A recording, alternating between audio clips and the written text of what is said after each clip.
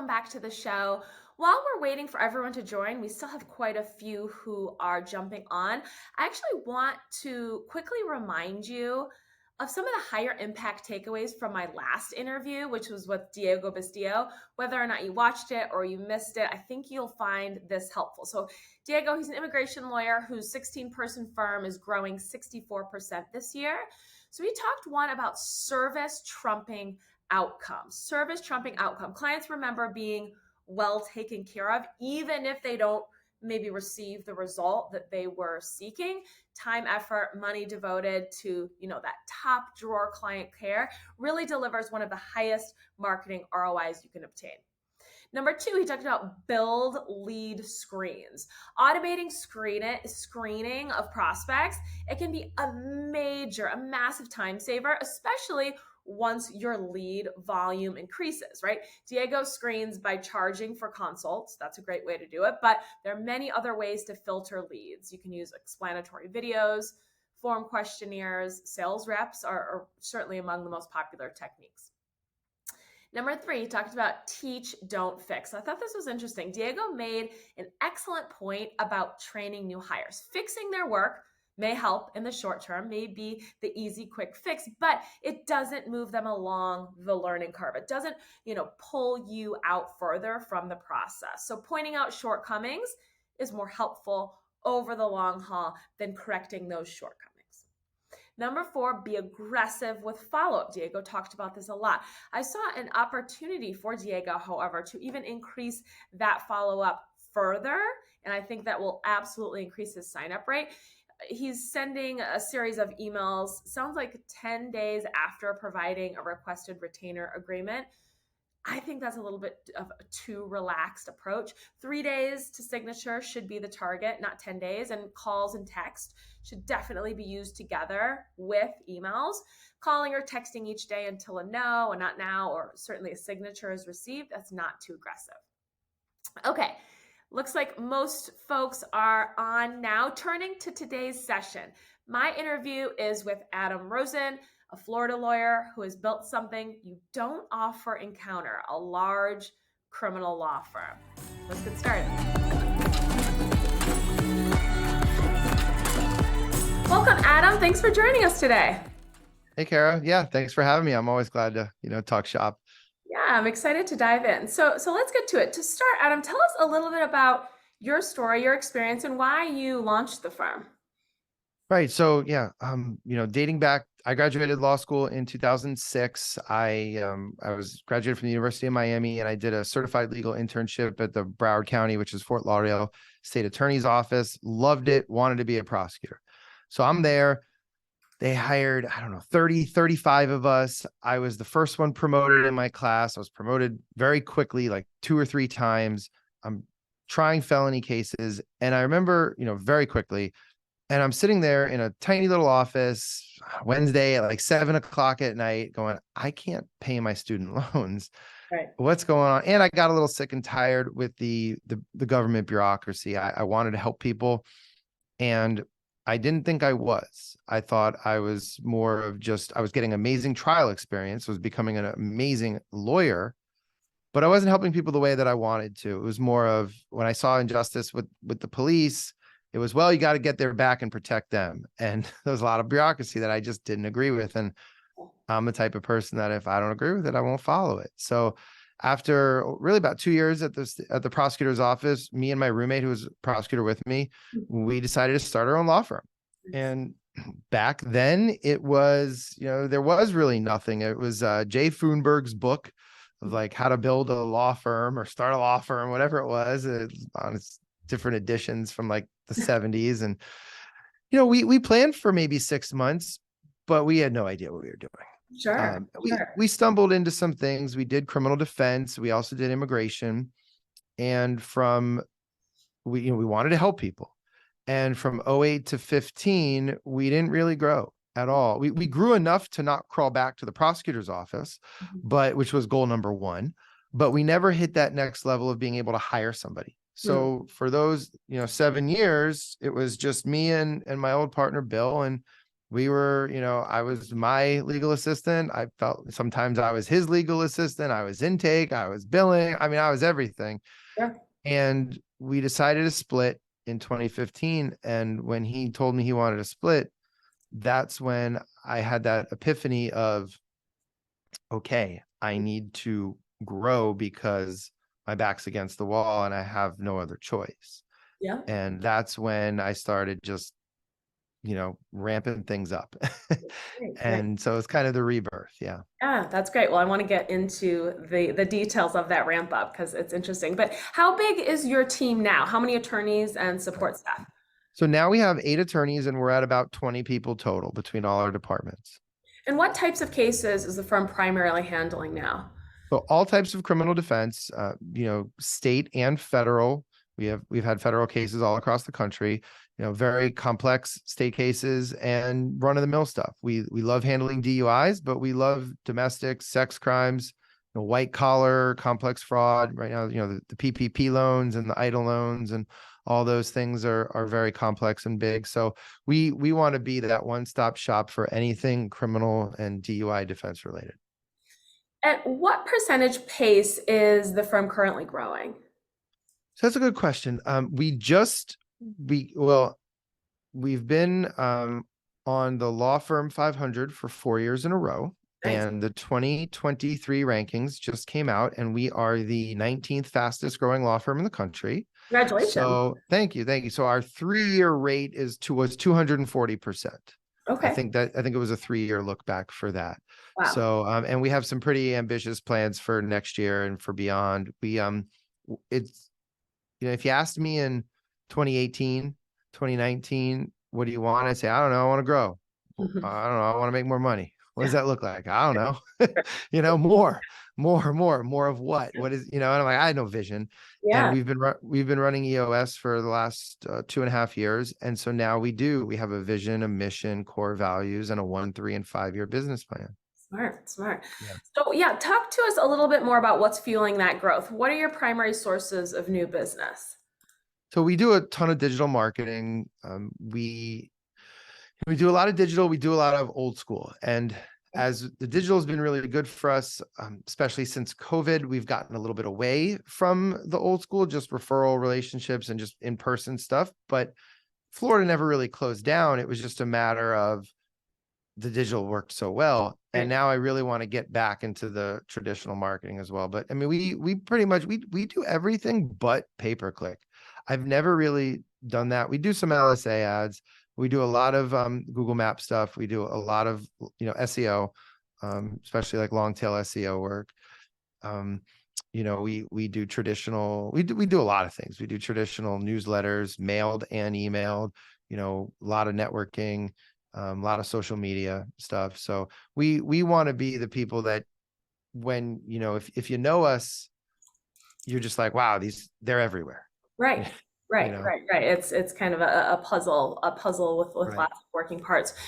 So lots of digital marketing. Tell me a little bit about the LSA, the local service ads. How are those performing and how are you approaching those? Yeah. So, I mean, for us, I was waiting for it to hit legal. I knew about them. I was waiting. And finally, I think it was August of 2020 when they started and I was like, all right, let's go.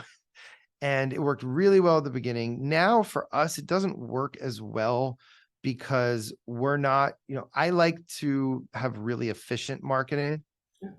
And so we've deliberately chosen not to just throw a mega budget at it and get, a 3x ROI, because I believe if you're getting a 3, 4, 5x ROI, you're losing money Hmm. when you have to produce the work Hmm. and pay other people to do the work. Because I've been out of cases for 2 years, out of legal production. And so, we do a little bit of that now, but it's just for us too, we do charge a little bit more than most of our competition because we give much better service, not just legal work, but actually customer care and client service. So our ideal clients, we've found when we say, hey, how'd you find us? Just top of Google. Did you read the reviews? Did you go on our website? Did you watch our YouTube videos? No. It's not really our ideal client. So we've Yep. pared that back a little bit, whereas some of our competitors have just gone heavy on that. About how much are you spending on digital marketing? I guess just overall marketing and advertising every month. Well, we want to have a budget of 10%. Okay. So we've, and what we're, what we're striving to do is do 10% of our business plan and projected next year's growth, what we Yep. think it is, Yeah. which is also a little hard for me personally because we do so well without having such a big spend. Hmm. But as we've grown and want to continue growing, it's all right. We really What else have to can do you this. invest in? So Yeah. right. So our goal is to get up, between paid vendors and, whether it's paid advertising and internal team, we want to get that around 10%. Okay. And are you doing any offline, like traditional, like TV, radio, billboards, any of that? No, not for that. In South Florida, where we are, that's, the PI lawyers they're all over that. And I just don't know for criminal defense how well that would work. Yeah, yeah. Are you working with an agency for the digital marketing services, or is that So, handled in-house? so we do some in-house, but we do work with an outside agency. So we use Blue Shark Digital, Oh. for our, for that. And, it's been going pretty well. How did you sort of vet your agency? Have you worked with others previously? Because I get a lot of attorneys who unfortunately have either been burned by their digital marketing agency or just aren't really sure how to vet a potential agency when they're looking to hire one.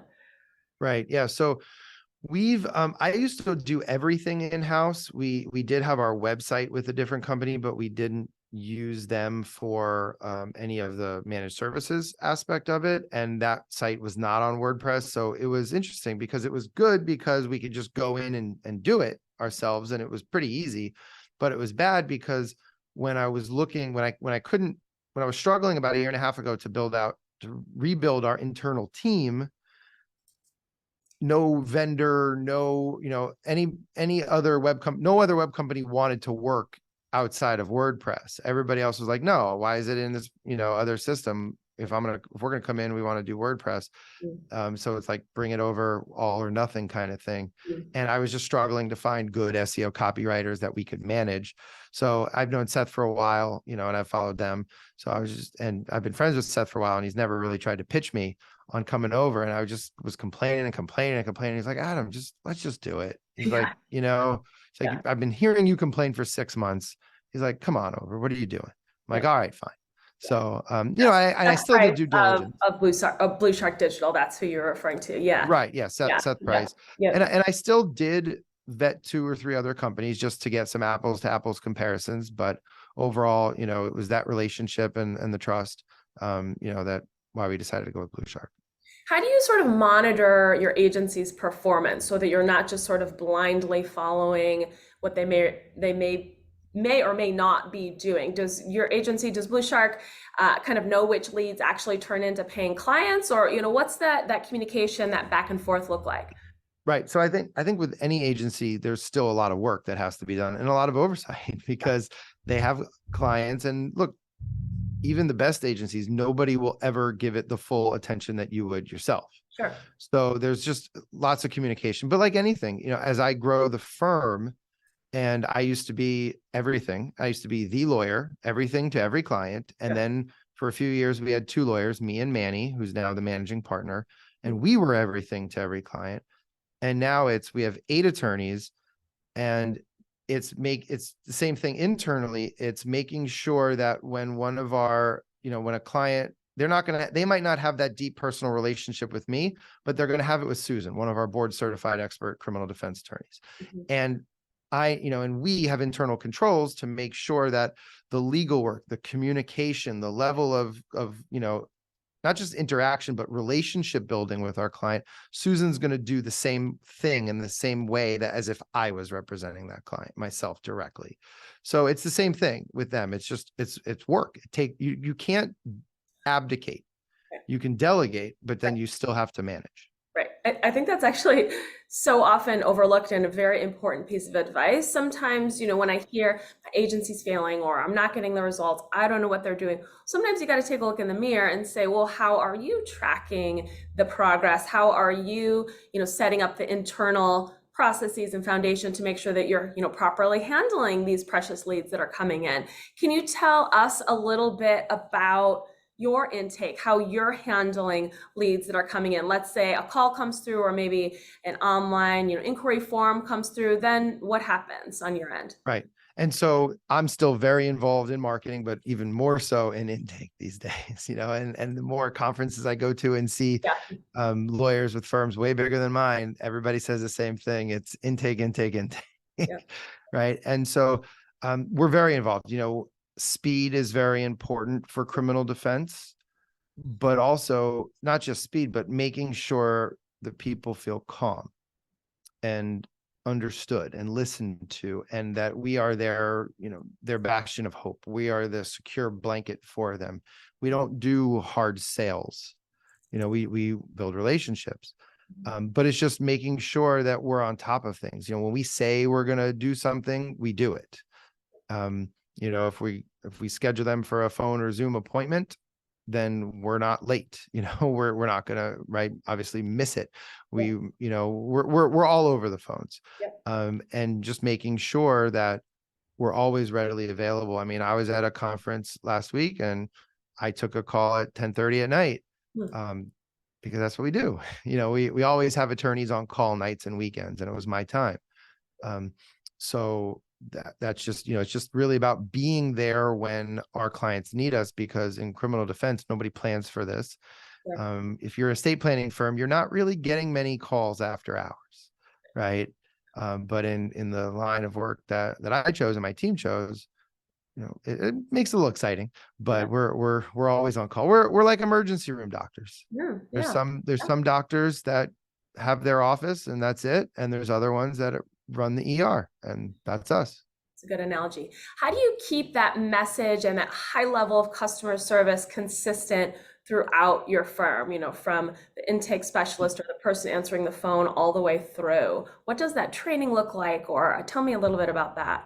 Right. Well, it's a lot of coaching, a lot of mentoring, but it goes back to having clearly defined core values Hmm. and then hiring, firing, and training based on those core values. And it's something that we've really learned a lot about in the last 3 years. So it starts with hiring.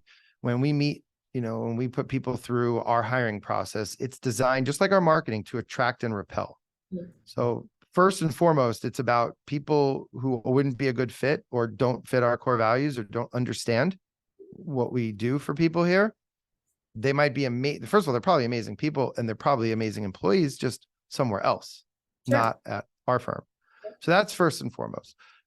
We've invested heavily in Trainual last year and a half, 2 years, and we've built out tons of modules and videos and tests for training Nice. for not every department yet, but a lot of them.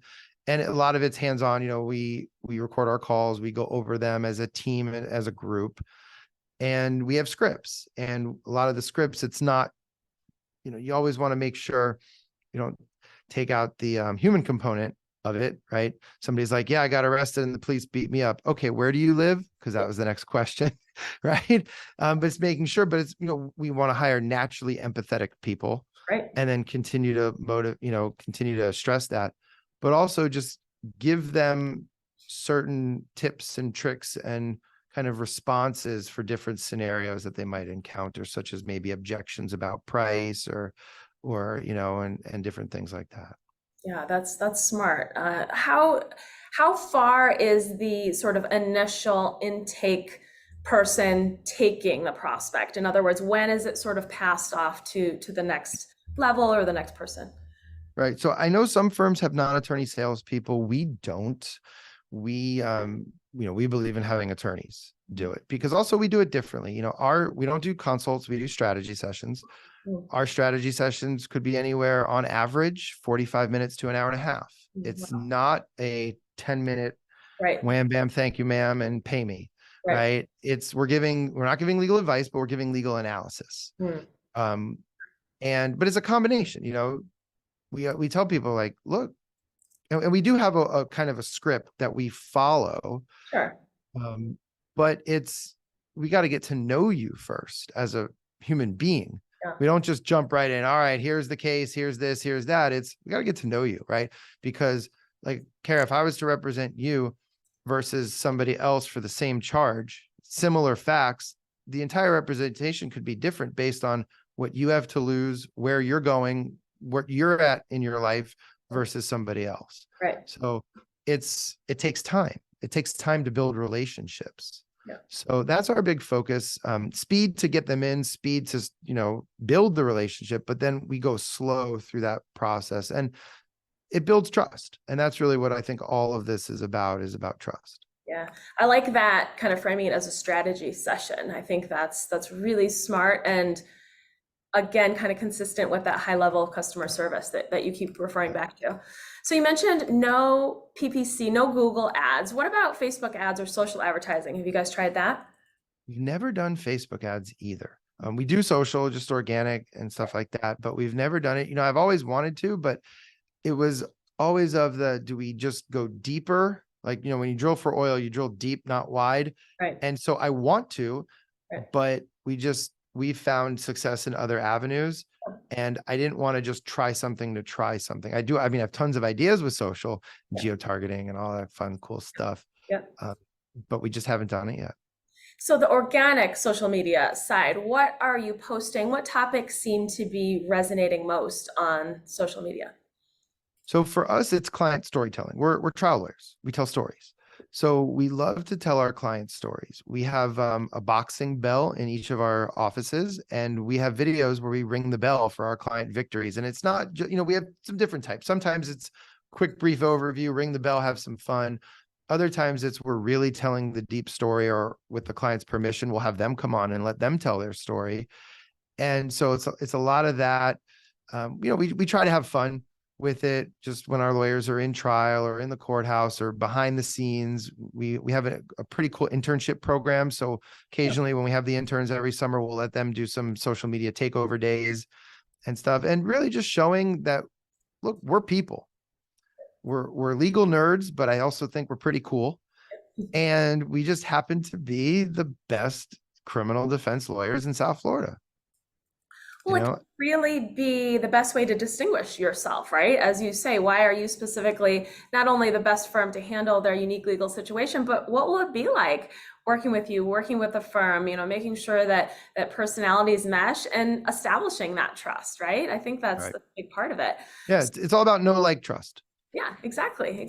So for you, is social media more of that branding play, more of that know, like, trust factor, or are you actually seeing cases come through Instagram and other platforms? It's more of the brand, it's more of our herd, just another way to stay in touch. I would love to get to the part, the point where we are, like some of the big guys and girls that are getting cases, tens of and dozens of cases a day through social. I think we still have the ability to do that. And that's kind of be on a little bit on next year's plan. But for right now, it's, we have so many prosecutors and public defenders in South Florida that know, especially in Broward County, because that's really still our base, where they want to work for us. They want to work with us. Mm-hmm. And a lot of it is because they see that we're kicking butt and we're having fun. And we work hard. We work very hard, but that is there. So it's just our community, the people that know us. I want our clients to be on there. Some are, some aren't, but family, friends, just anybody in South Florida who knows us. It's more about that and the brand behind it, whether it's come work for us or, try to increase referrals. But I definitely want to get to that part where social media is a big part of our marketing, of our new client acquisition. Yeah, that sounds like you're on your way there. Yeah.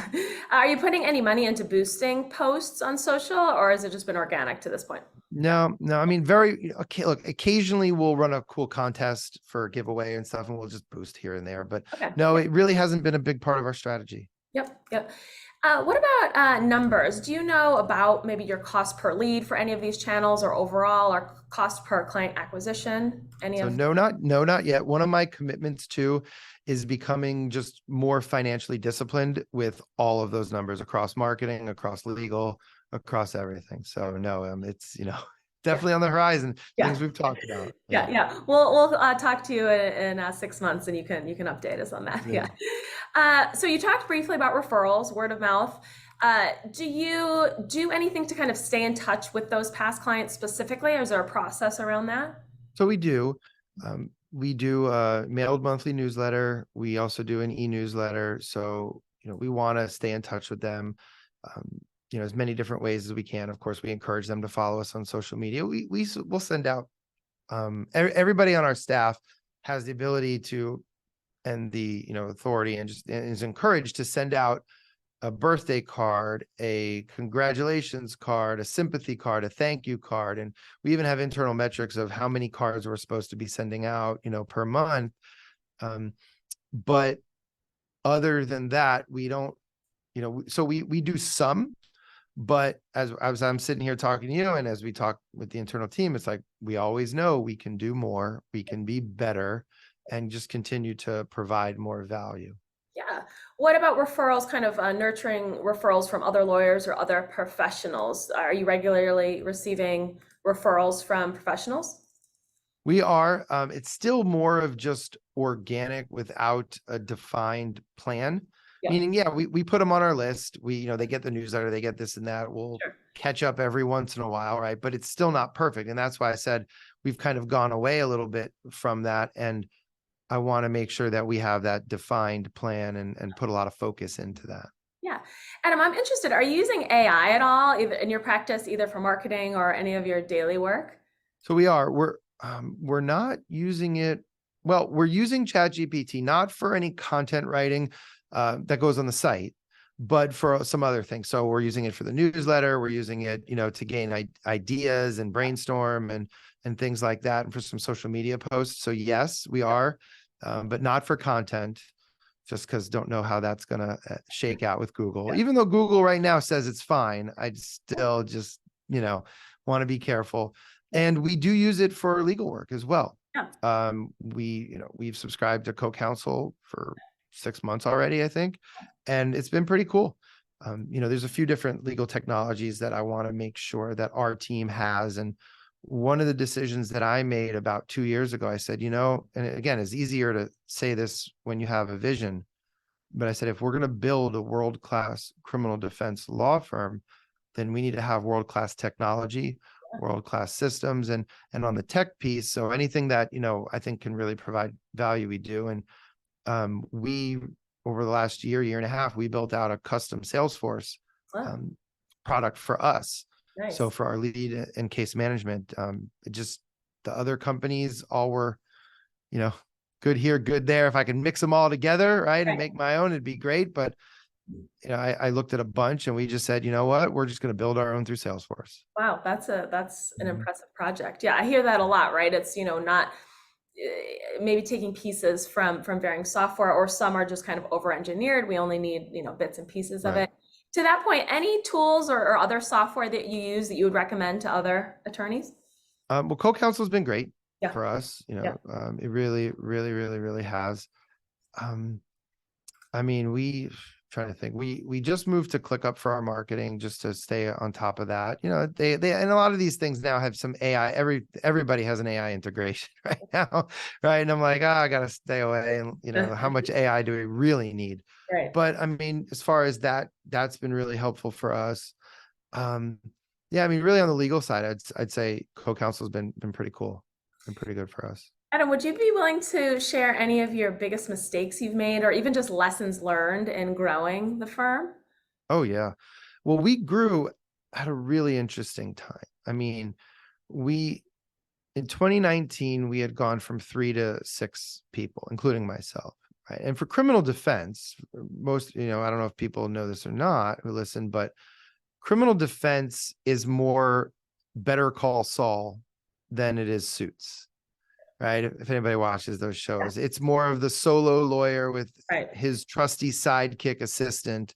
And there are no really big criminal firms, or else it's just, 5 big names who said, let's be partner, but it's an eat what they kill relationship, and they just share expenses. And right, there's really no law firm. right. And so we wanted to deliberately create a law firm. And we got to, 2 lawyers, 3 staff, and an internal marketing person. And then the following year during COVID, Florida never really shut down for a month. And by the end of 2020, we were just exploding. Huh. And we tripled in a year Wow. in revenue. Yeah. And we went from 6 to 13 employees. And then the following year, we went from 13 to 20. And this year, it's more about stabilization. We don't need to go from 20 to 40 yet. Now we're laying the foundation for Right. that. Right. So, we we went through the hiring gamut during the Great Resignation, Yeah. and it was a revolving door here Yeah. for about a year and a half. Yeah. But the revolving door is okay if you're doing it to try to get all-star amazing employees. If you're doing it because it's a toxic work environment or you're crazy, then that's bad.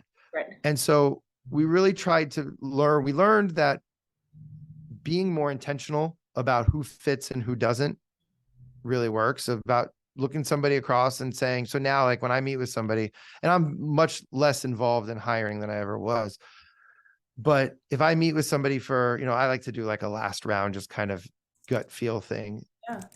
And I've had people, so we had somebody recently for intake, and she was great. The whole day went really well.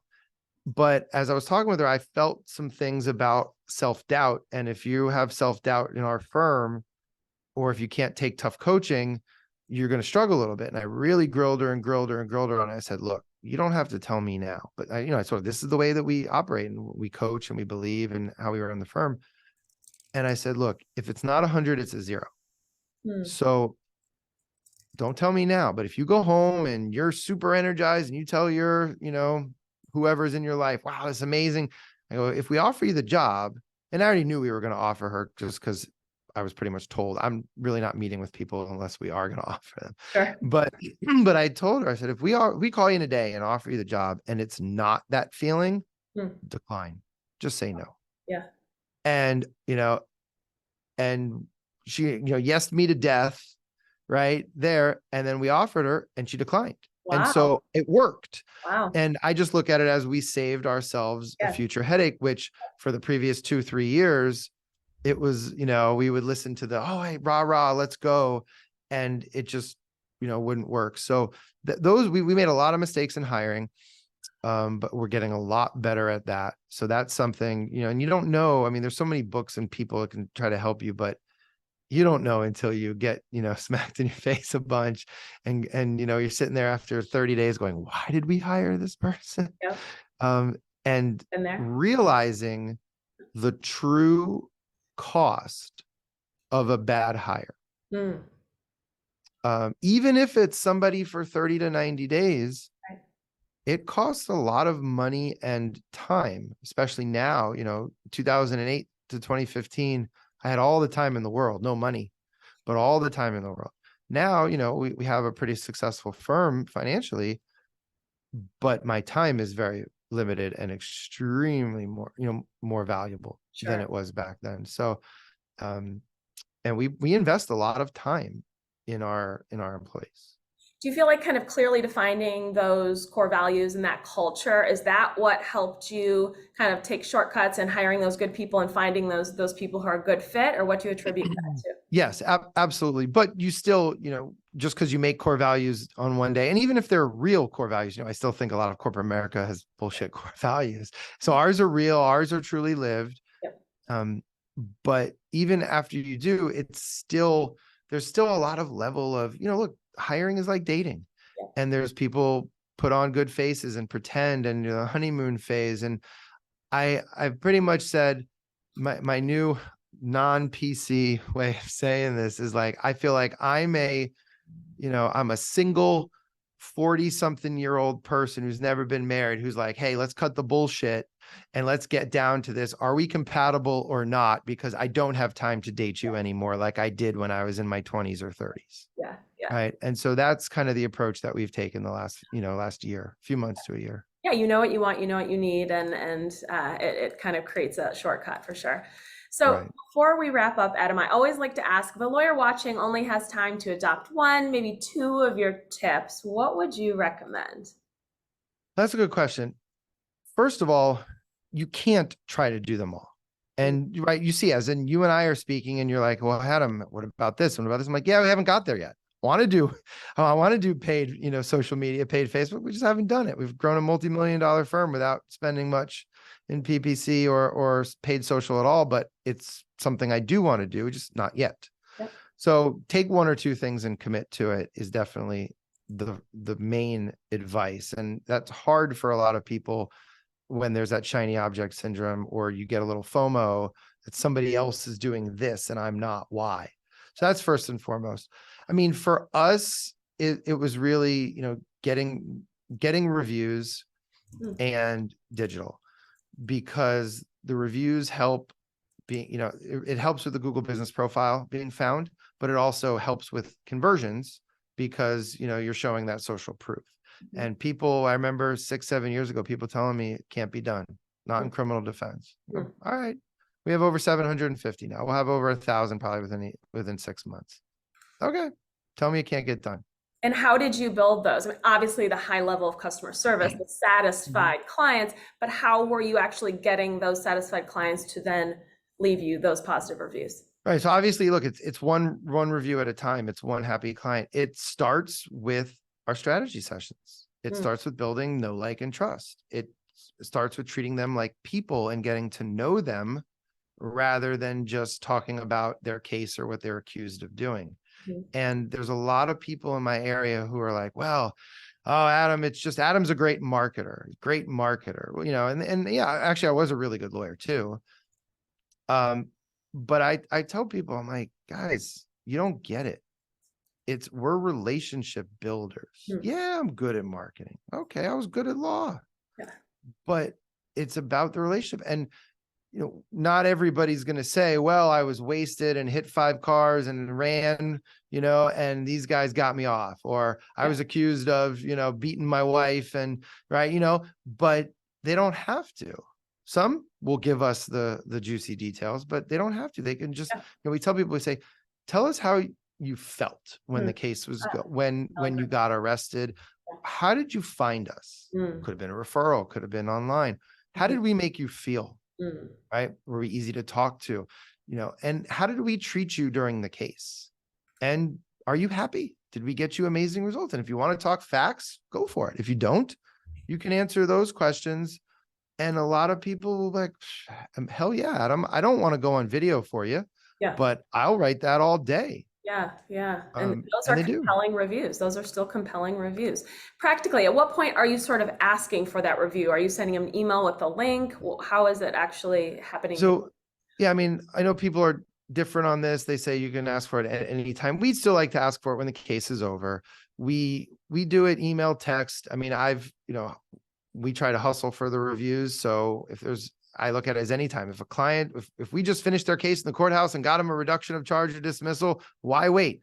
Yeah, We'll say, hey, do you mind just doing it right now? It'll right. really help us. And the way we tell people too is we say, look, when you were scared and frustrated and stressed and you didn't know where to turn, by doing this for us, it helps us help the next person who's scared, frustrated, stressed, doesn't know where to turn. Yep. Yep. So the review is also doing good and really paying it Mhm. forward. I love that. And I Absolutely. also really like your advice of picking a few high priority items to focus on because a lot of the attorneys I talk to, they have a whole list, they have 100 things they want to do, Mm. but let's create a strategy plan. Let's prioritize and really come up with something that's practical and actually doable, feasible, Q1, Q2, so on. So I Right. think And yeah, a lot of people said paralysis by analysis. And our third core value, which is one of our most important, is take action. mm, And it's not just procrastination is poison, but don't confuse activity with accomplishment, right? And so it's better to go deep to accomplish a goal than to just kind of shotgun approach and just dabble in a bunch of little things. We don't handle any other type of law. I know you know about the importance of niching down.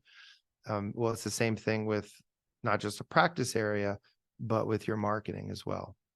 good stuff, Adam. I really appreciate it. Thank you for sharing your experience, your time, your insight. We really appreciate it. It was a lot of fun. Thank you. Thanks for having me. Hey, lots of good stuff from Adam today, right? Here are the primary takeaways I see. One, growth needs to be intelligently and actively pursued. Adam has created a mission, values, and a business plan for his firm. His marketing spend is a percentage of his projected next year's revenue. Adam is heavily involved in overseeing that marketing and no longer practices law. Each of those management elements, sort of together, contributes to his firm's growth. Number two, somebody at the top needs to be responsible for marketing and for intake. And I'll tell you, I can only think of one instance in my over 75 interviews where that person was not the founder of the firm. Pulling back from practicing law, at least partially, is necessary to free up that time to focus on marketing.